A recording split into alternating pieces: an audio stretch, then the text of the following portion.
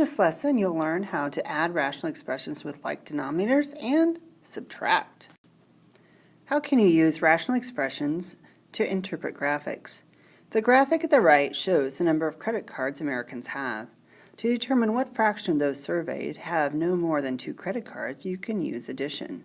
Remember that percents can be written as fractions with denominators of 100. So no credit cards, we have 22% or 22 over 100 plus 1 or 2, 33 out of 100, and we get no more than 2 at 55 over 100 or 55% of those surveyed. Recall that to add fractions with like denominators, you add the numerators, then write the sum over the common denominator. You can add rational expressions with like denominators in the same way. So since we have a common denominator, this is really quick. 4b plus 16b is 20b over 15. And we should always reduce fractions. We can divide by 5. So our final answer is 4b over 3. And it does not matter that our denominator contains a sum this time. It's still going to be 6c plus 12 over c plus 2. And we should always try to reduce. I can see the greatest common factor of my numerator is 6. When I factor it out, I have a common factor of c plus 2 that I can cancel. Anything divided by itself, even c plus 2 is 1. So my final answer is 6. If they wanted me to state excluded values, the excluded value would be -2, but they didn't ask for it, so I don't have to write it down. I guess they're afraid we're going to forget how to do perimeter, so they want us to find the perimeter with these algebraic expressions. So we get to plug in the length and width they gave us into the formula that they gave us. When we multiply fractions, if we're multiplying by a whole number, we could write that as 2 over 1. So it's just the numerator that's being multiplied by 2. So that'll be 10x plus 8y over 2x plus y, and 6x plus 4y over, again, 2x plus y.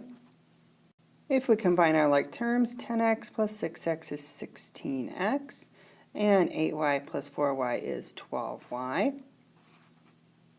I tried to factor out the greatest common factor of the numerator, but nothing canceled, so either answer would be fine. Depends on the mood of the authors, if they list it multiplied out or if they list it factored. Either way is fine. To subtract rational expressions with like denominators, subtract the numerators and write the difference over the common denominator. Recall that to subtract an expression, you add its additive inverse. Since we already have a common denominator, we can just rewrite this as 7x plus 9 minus the other numerator.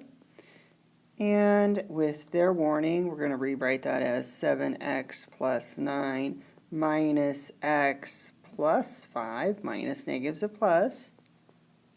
And just copy down the denominator. So 7x minus 1x is 6x, and 9 plus 5 is 14, all over our common denominator of x minus 3. And once again, I tried factoring out the greatest common factor to see if anything would cancel. It didn't. When I'm looking for mistakes, this is one I find a lot. Make sure that you bring that negative through to both terms. Don't just do minus the first term and leave the second term unchanged. It should be minus negative, should be a plus there. So if you're checking your odds in the back of the book and have a subtraction problem wrong, you might look at that spot. These two are almost common denominators. If I take the first fraction times -1 over -1, -1 divided by -1 is 1. 1 times anything is itself. So I just change the way the number looks, not its actual value. So -11 plus s would be the same as s minus 11, which happens to be the denominator of the second fraction. So now I have common denominators.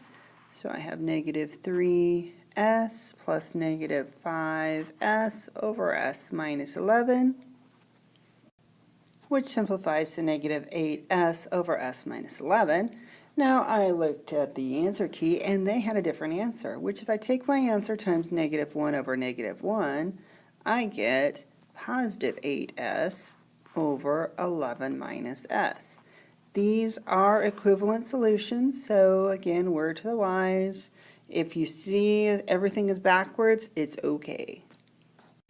In summary, you can add or subtract rational expressions with like denominators by adding or subtracting the numerators and writing the sum or difference over the denominator.